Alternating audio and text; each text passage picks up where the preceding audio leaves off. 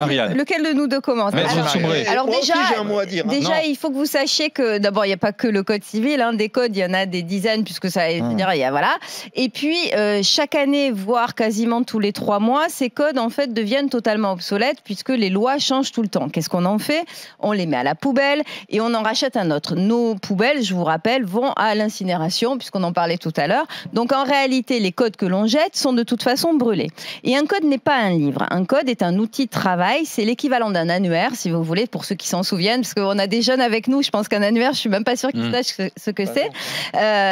Brûler un code, c'est exactement. En fait, vous brûlez votre brûler un code, c'est exactement quoi le message, en fait attends, c'est exactement comme brûler un annuaire de 1985. Quant au contenu, un code n'est pas un livre, ça n'est pas une œuvre, c'est une compilation de textes.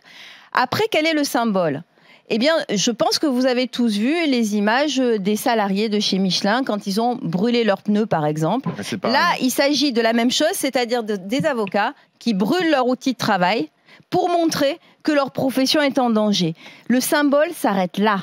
Je veux dire, aujourd'hui, nous parler d'autodafé. L'autodafé qui a été effectivement instauré par l'Inquisition pour les pensées impures qu'il y avait dans les livres, repris par les nazis.